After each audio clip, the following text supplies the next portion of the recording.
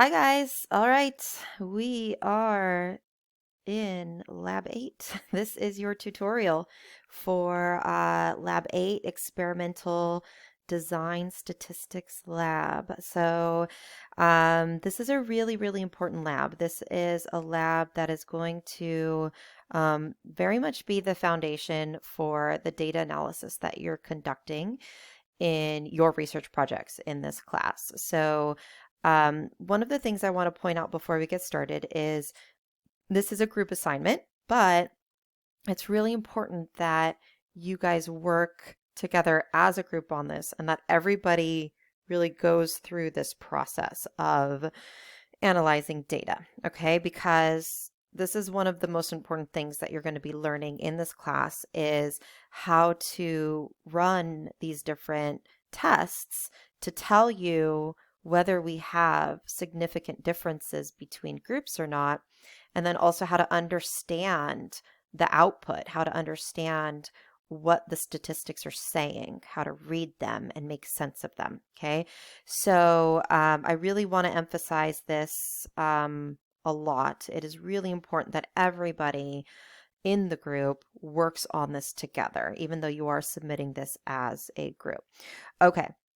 What we are going to be doing in this lab is, oh, just kidding. 1 second. Sorry about that. Okay. What we're going to be doing in this lab is looking at 2 different studies, and we're going to be answering some questions about these studies.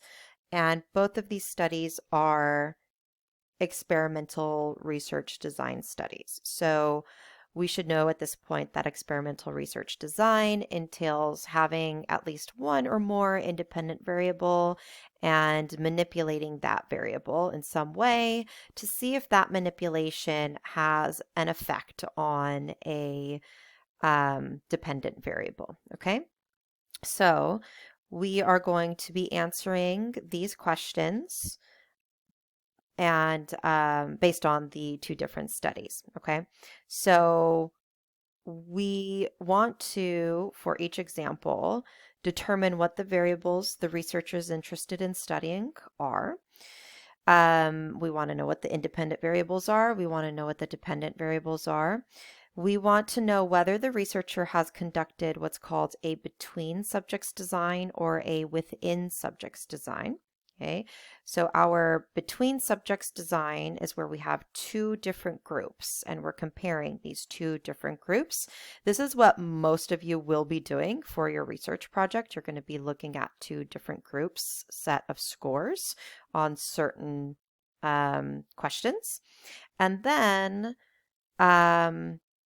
a within subjects design is where we have the same group being measured on 2 different levels. Okay, so I'm going to talk about that more in just a minute because not surprisingly, one of these studies is going to be between subjects design and the other one is going to be within subjects design.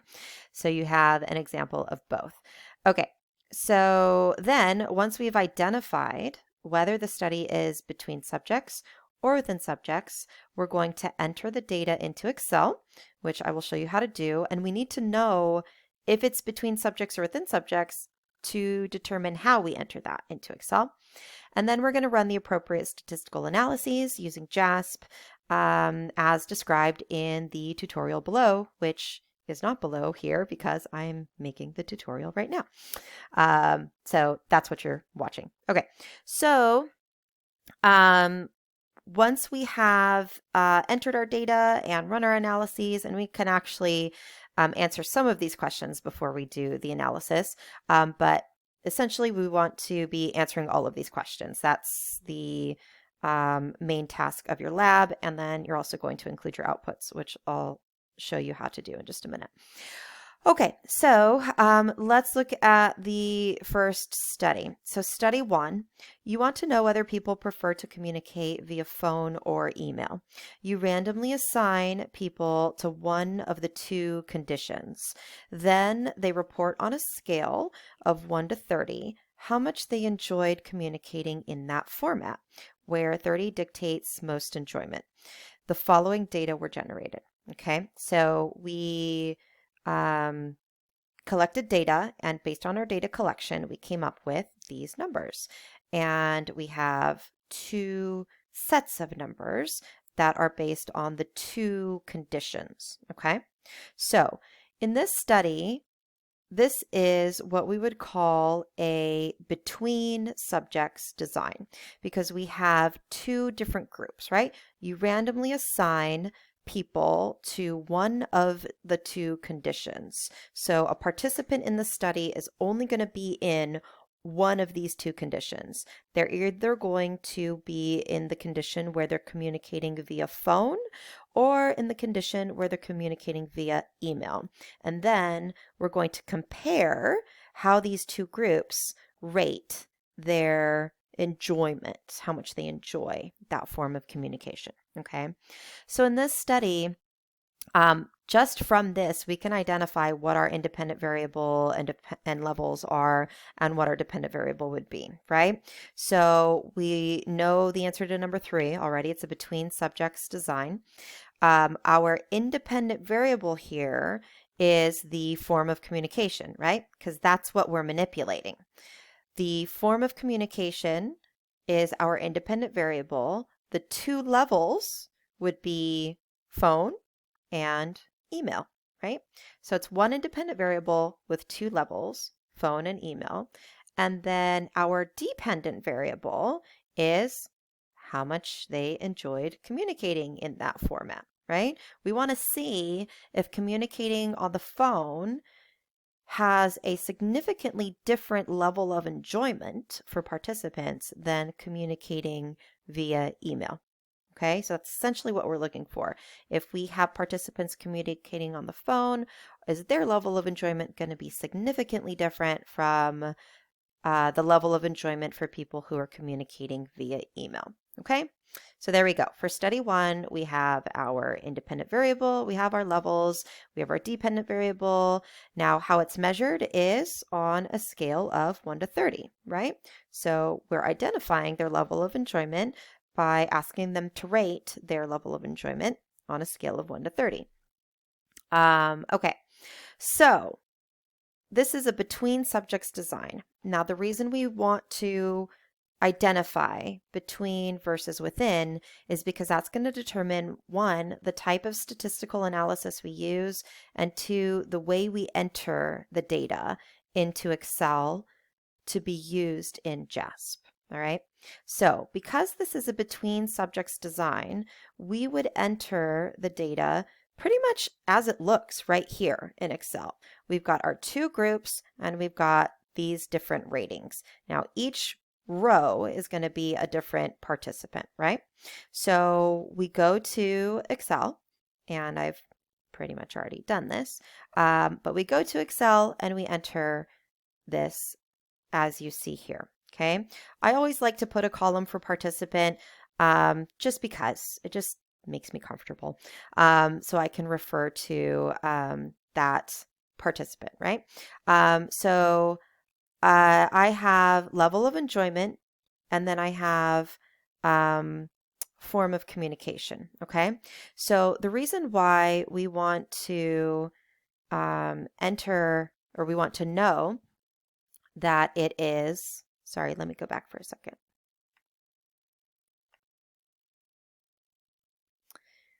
Okay, so the way we would enter the data is going to be based on the rating and then also based on their levels of communication, right? We need to have a way to identify what form of communication they engaged in, and then we need to be able to code that, right? So when we go to Excel, this is how we want to be entering it. Okay, so we have participant in our first column. I always like to have participant here just because it kind of keeps me on track. And then we have the level of enjoyment. This is their rating, right, of enjoyment from 1 to 30. Okay, so participant 1 rated their enjoyment at an 11 out of 30. And then form of communication is 1, which is the phone, right? So remember, for nominal data, when we have data that has a name, which is what nominal means, we have to code it in a numerical way in order for us to be able to run statistics, right? So right here to the side, I put phone equals 1, email equals 2, because that tells me what my coding is, right? And then I just take the data from the lab. So the first 1, 2, 3, 4, 5, 6, 7, 8, 9, 10. We have 10. Okay, so the first 10 were our phone users. And so I put all of their ratings first, and then I put a 1 in the column for form of communication, because 1 is going to equal phone communication. So if we look back at the lab really quickly, this is our first set of ratings that we're putting in. And I just went and put all of these first, and then I put all of these second, and then made sure that I coded appropriately. So going back to our Excel, we have our first set being phone communication, and then we put the code of 1 next to each rating, right? So this is participant 1. Participant 1's rating was 11. Participant 1's form of communication was phone, signified by 1, okay? This is participant 2. Their rating was 10. Form of communication was 1, okay? And then we enter the email, right? And we have participant number 11. Their rating was 17 out of 30, and their form of communication was 2, which is representing email, okay? We have to enter the data this way into Excel to be able to run the stats, okay? So already we've got some coding that's going on. Okay, then the next step is to open the data in JAS. Okay, so I already have it here. And from our last, sorry, I'm going to raise this up a little bit so you can see. From our last lab, you know that all you have to do is go to this little menu here, go to open, and open your files, right? Remember, the data files have to be saved as a CSV file. So make sure that when you're creating your Excel data file, you're saving it as a CSV. But once I do, I have all the data that I entered here. It even gives me my phone and email. And I'm going to show you why this is important in just a little bit. Okay, so this is a between subjects design. When we have a between subjects design, what we're doing is we're trying to find out is there a significant difference between group 1 and group 2, right? The people who used phone and the people who used the email. So what we need to do is, first of all, make sure all of your type of data is inputted correctly, right? So this is a scale, and this is, make sure this says nominal, because this is what we're going to be using for our grouping variable. Okay, so going to t-tests. This is what we want to do. When we're looking for significance, we need to run a t-test to see if there is a significant difference between these two groups. So in a between subjects design, we're going to go to t-tests, and we're going to run an independent samples t-test, okay? So the way you can think about this is these two groups are independent of one another. These are not the same people. These are two different sets of people, okay? So we go to t-tests, classical t-tests, independent samples t-test, all right? And that's what we want to run. And we've got our variables listed here on the side based on our Excel file. And what are we comparing? What two variables do we want to compare? We want to compare the level of enjoyment, okay? So we're going to take level of enjoyment, which we coded, right? Or sorry, we did not code, sorry. We're going to take level of enjoyment, which was our rating of 1 to 30, and we're going to stick it into variables, okay? Now we're comparing the level of enjoyment between the different forms of communication. So that's our grouping variable. So we take form of communication and we put it into grouping variable, and we have our t-test results, okay? Now, for some of you using JASP, some of these might not be automatically checked. Please make sure that you have checked the student t-test. That's what we're using. And then you also want to make sure that you have your alt hypothesis set at group 1 is not equal to group 2, because we want to show that we're expecting there to be some difference between them, okay? Okay, so sometimes you want to include assumption checks. This is valuable when you're trying to give statistical validity, right? I'm not going to ask you to do this for the sake of this lab. You don't have to include this, but just know in the future that sometimes this might be required in other classes. This definitely is required when you get to a higher level of conducting research. But for the sake of simplicity, I really just want to focus on the significant difference between groups, or finding if there is a significant difference. So you don't have to have this checked either. And then you want to make sure that you have descriptives, okay? So this is kind of the great thing about JASP is in Excel or in SPSS, sometimes you'd have to do this separately, but in JASP, you just click this box and you have descriptives. Okay, so if we go back to the lab, you'll see that I was asking you to tell me what are the means, right? What is the average rating for each of these two conditions? Instead of going to JASP and running the descriptives like we did last time, all you have to do is click this box and it gives you the mean for each of these groups, okay? Another thing you can do, and actually would like you to do, is click the descriptives plots, and that's going to give you a plot. Now, for some reason, I don't know why, I don't know if my software is messed up or whatever, it just doesn't want to show up for me on JASP on my computer. But what you can do is you go here and you just do save image as. For some reason, it's working for me when I save it. And I'm going to go to my JASP plots, and I'm going to save this as my descriptives. I can't spell plot for communication. So I'm going to remember that. This is the plot, okay? And then let's just jump in there now so you can see what it looks like. For some reason, it doesn't show up in JASP, but when I save it, it shows up as an image. And these are images that are really valuable to put into your paper, right? Those of you who have been reading these, different journal articles are seeing a lot of graphs, a lot of visuals. This is one way you can create a visual for your research. There are a lot of other ways. We can do scatter plots. We can do all kinds of really interesting things. When we get into data analysis for our actual projects, we can dive into that if you guys want to, okay? But I do want you guys to make a descriptives plot for this lab, save it as a picture, and then just paste that picture into your Word document with your answers, okay?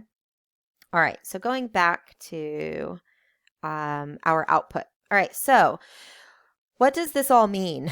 This is kind of the main thing that we're trying to accomplish here is, what do these numbers mean to us? So when we run a t-test, okay, what we're doing is we're trying to see if there is a significant difference in the ratings between these two groups.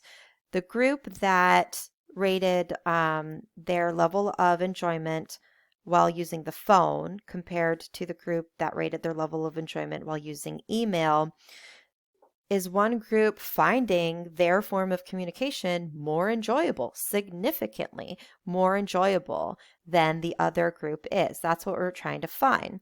So hopefully at this point, you guys have read enough in the textbook, and you all should remember this from your stats class. But when we're looking for significance, we're looking for a probability of less than 0.05.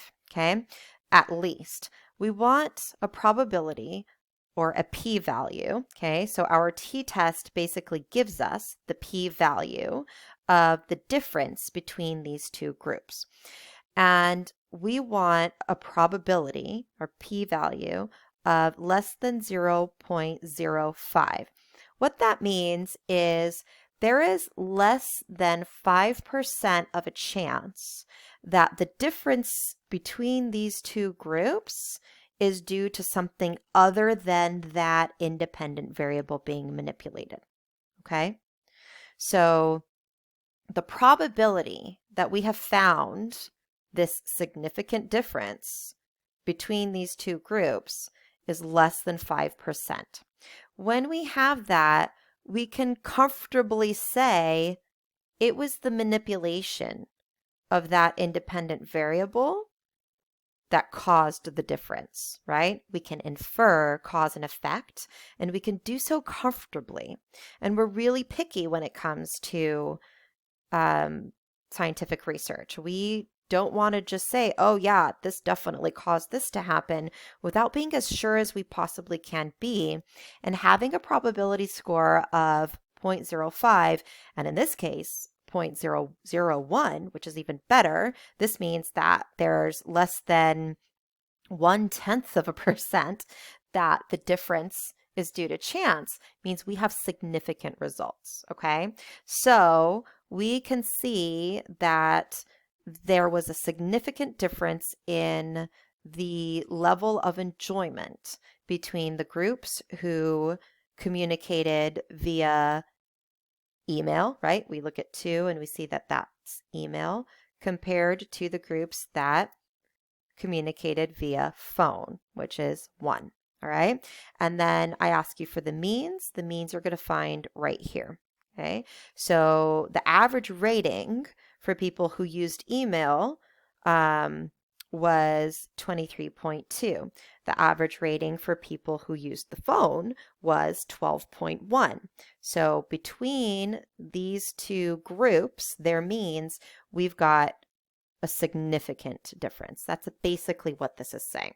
Okay, so when I ask you, let's go back to our lab, and I went ahead and copied everything into a Word document, one for study 1, one for study 2. I'm going to let you guys fill in all of these because I already explained all of that, 1 through 3. So for what type of statistic did you run? Be specific. So you're going to want to say that you ran an independent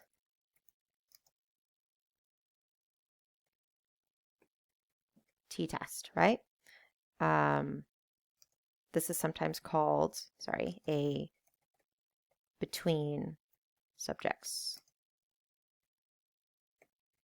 t-test, all right? And then how many total participants there were, you can find that out by looking at your descriptives. So if we go back to our output, okay, we've got in group 1, 10 participants, in group 2, 10 participants. So our total participants for this one is 20. And what was the average rating for each of the two conditions? You can find that in your descriptives. I'm going to let you guys do that. What is the test statistical value? What is the level of significance? Is it considered significant or not? So what is the test statistical value? That's our t, right? So t we write as or we type, I should say, as a lowercase italicized t, okay? So t equals, oh, auto, so annoying. Okay, t equals, let's go back to our output. T equals negative 5.456.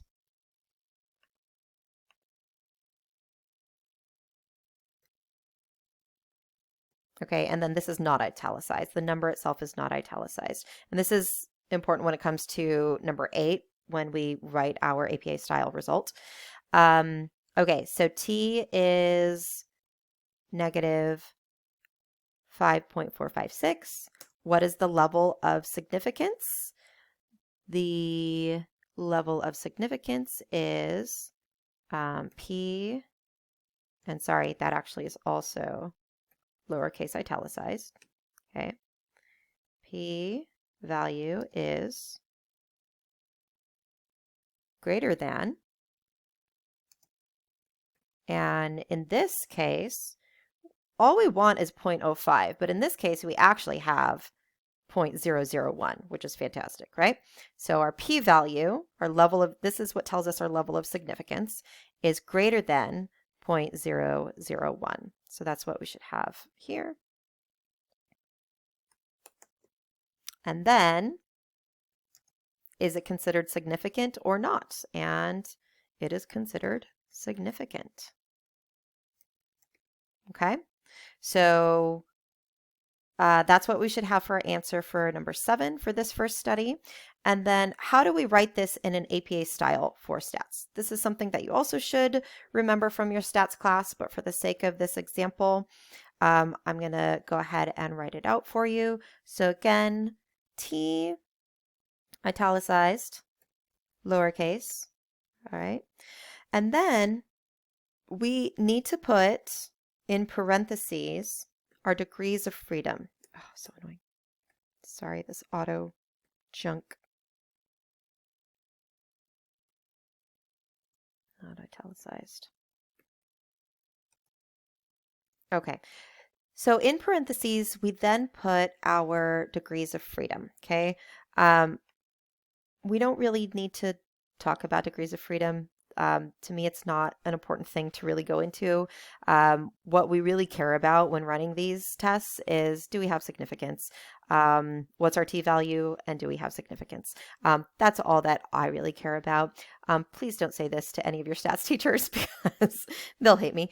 But when it comes down to like the nitty gritty, what we care about really is, do we have significant results? Okay, so we have significant results, but we still have to write out our statistical sentence, so to speak, in the appropriate way, okay? So the way we would write this is T parentheses 18, because our degrees, sorry, let's go back. Our degrees of freedom is 18. So T parentheses 18, okay, is equal to our t-value, okay? So negative 5.456, okay? And then, comma, it's basically just this right here, okay? Comma, p italicized, lowercase p italicized, is greater than 0.001, period. That's it, okay? That's our statistical sentence, so to speak. This is telling us anybody who reads this sentence in an academic journal article or in your research paper, in the results section of your research paper, which is where this is going to go, is going to be able to say, okay, this T tells me that they did a t-test. These were the degrees of freedom, and this was their t-value, and that t-value was significant at 0.001. Okay, so their results were significant, and the chances of those results being by chance, the chances of them finding this significant difference just due to chance, just due to, pure random luck, is less than 0.1%, okay? And this is how we want to present it in our results section. When we write our methods section, our results section, I'm going to be giving you examples there. All right. So there's a lot more that we go into. It's not just, okay, bam, here's our results and just these formulas. We explain them and we say, our findings indicate a significant difference between blah, blah, blah, blah, blah, blah. And we include these APA style sentences in there. Okay. Okay. So that was study 1. That's our between subjects design. All right. What I want in addition to this is that descriptives plot, okay? So in your document, after you've answered all of these questions, please copy and paste that picture that I showed you a minute ago of the plot into your document. You might be able to do it from JASP. For some reason, it just doesn't want to show up for me. But if you click here and you look at the options, there's the option to copy. But for some reason, it just, when I try and paste it into my Word doc, it doesn't work. Okay, so that's study 1, all right? Independent samples t-test. This is our t-score. This is our significance level. These are our means, our participants, etc. That's all we need for that first study. Let's look at study 2. Okay, so study 2 is you want to know whether people prefer the taste of Rocky Road ice cream or butter pecan ice cream. Participants are brought into a study and they are asked to taste 2 different types of ice cream, 1 type per hour. After each tasting, they make ratings on a scale of 1 to 100 of how well they liked the flavor, where 100 indicates what they liked best.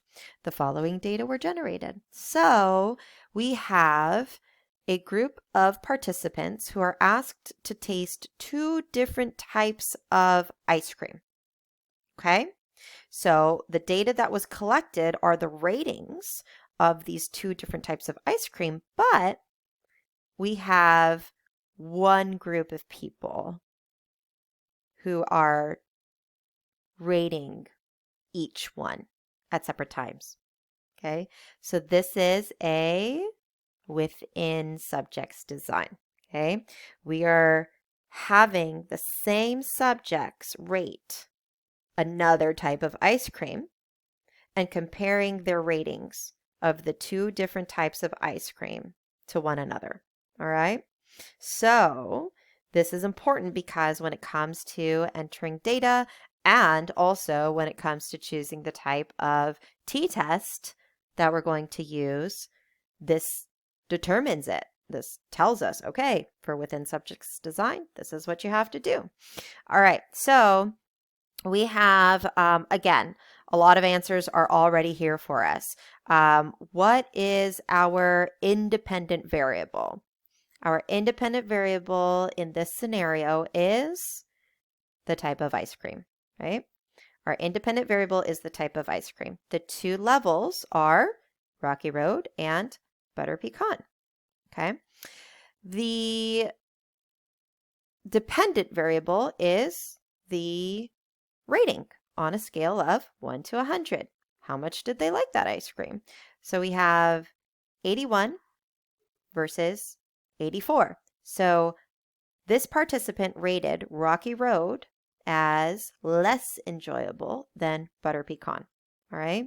So this is the data that we collected. Remember, every row for within subjects design is the same participant. So when we put this into Excel, this is how we're going to do it. All right. So participant 1, they rated Rocky Road as 81. They rated butter pecan as 84. Participant 2, they rated Rocky Road as 65, and they rated butter pecan as 90. Okay. Participant 3, they rated Rocky Road as 35. They rated butter pecan as 80. Okay. So within subjects design is a little bit easier when it comes to putting data into Excel because this is essentially all we need. Okay. And then we go to JASP and we have our data already up there and ready to go. Again, make sure that these are labeled correctly, that we have these as scales, right? Because this is on a scale of 1 to 100. All right, so now we are doing a within subjects design. So that means we're going to be using a different t-test. We are going to use, it's still classical, but now we're going to use a paired samples t-test. The reason why is because the 2 different ratings that we're comparing are paired to a person, right? So we are rating these or comparing these to one another but these scores belong to one participant, okay? So they're connected to somebody or something. So paired sample t-test. All right. And kind of the same thing in terms of making sure your student test is checked. Make sure you have measure 1 is not equal to measure 2. And then move your variables over. So we are going to be comparing Rocky Road to Butter Pecan. Easy peasy lemon squeezy right there. That's our output. It's pretty simple. And this is kind of one of the reasons why I really love JASP. But once you start learning how to use it, it's just so simple. Okay. And then we want to know our descriptives, right? We want to know our averages. There we go. Bam. I check a box and I've got my means. For Rocky Road, the average rating for Rocky Road was 57. The average rating for Butter Pecan was 72. Okay, now here is the big question. Do we have significance?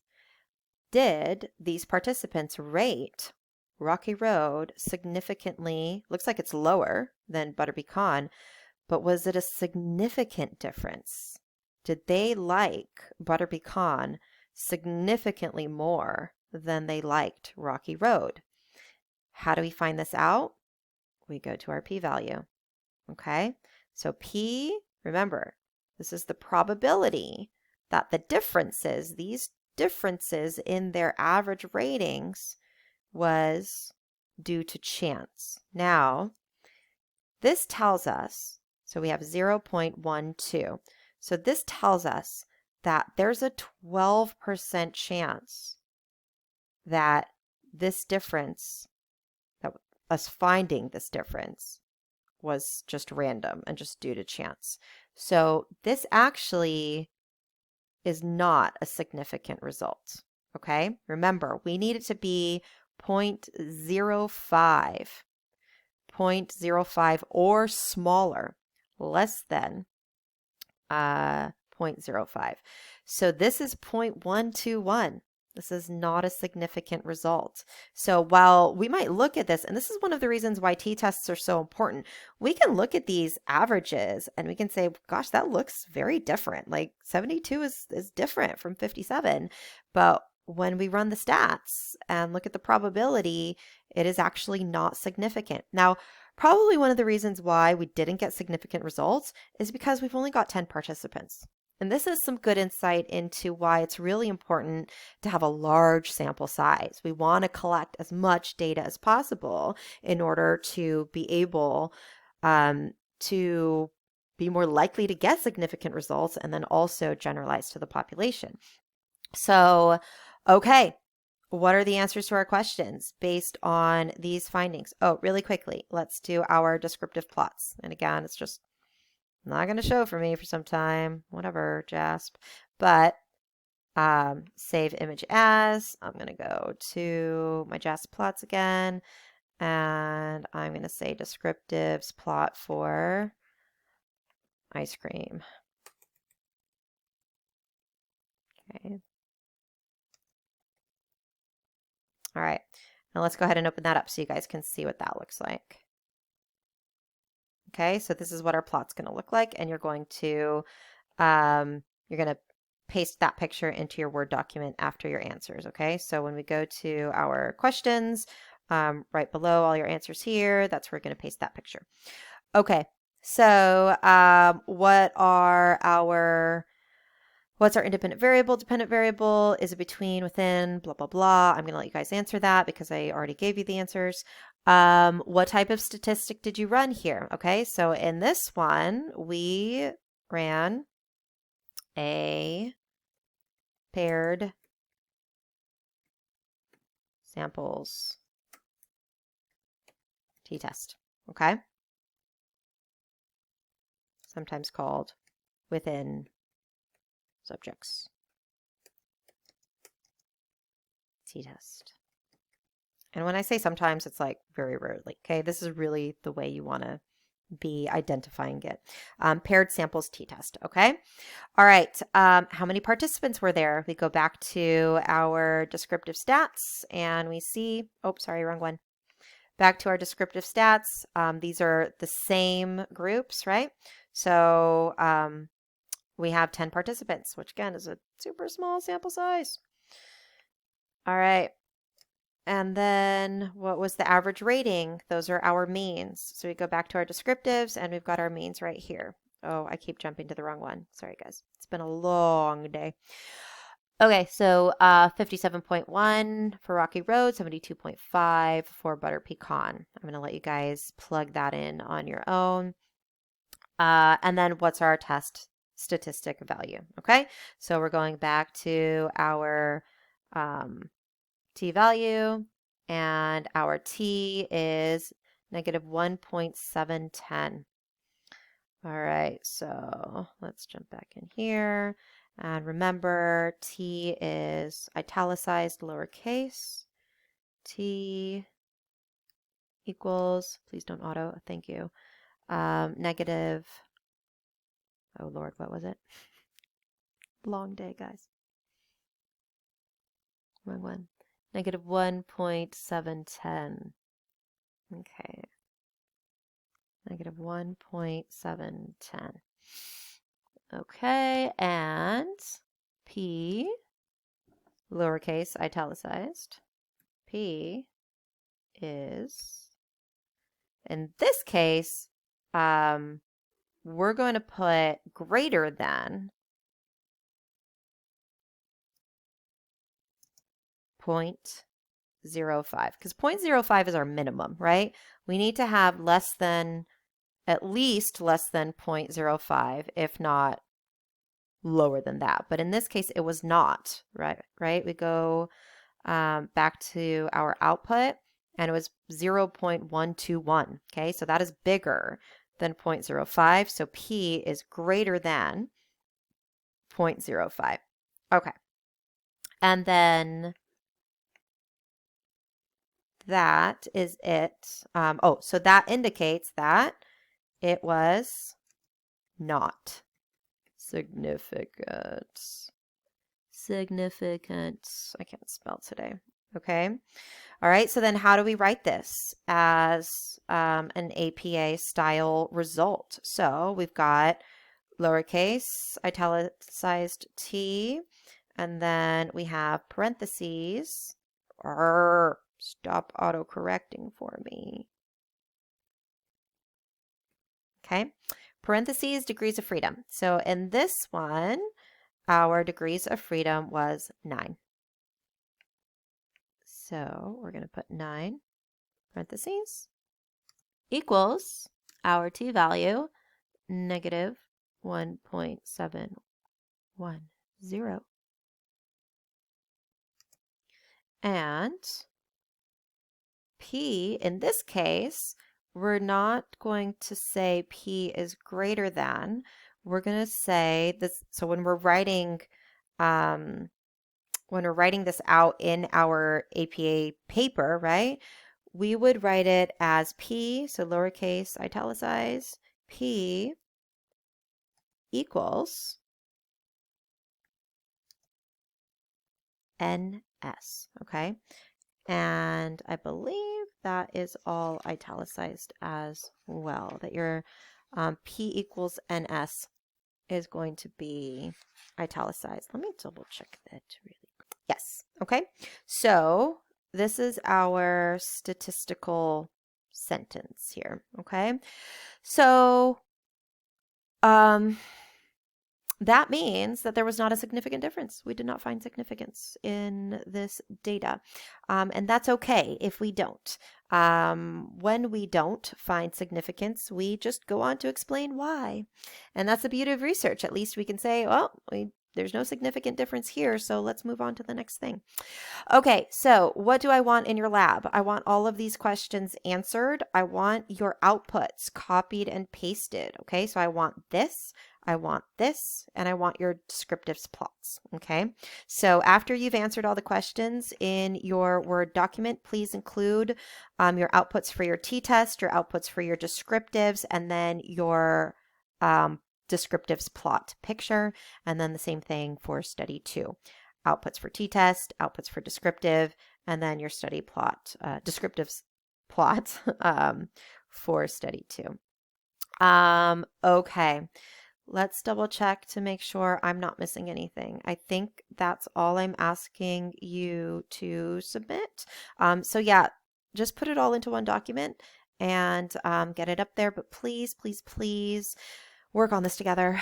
And if you've watched this tutorial and you're still stuck and you're still not sure if you're doing it right or you have questions, I'm here, guys. I am so happy to help you with this because I remember being you and probably being like way more confused than most of you are. And you know, it takes help from people and takes time to learn, and before you know it, you'll get it. Okay, but again, please make sure you're all working on this together because this is essential when it comes to the data analysis we're going to be doing for your research project. All right, that's it. If you have any questions, you know where to find me. Happy data analyzing.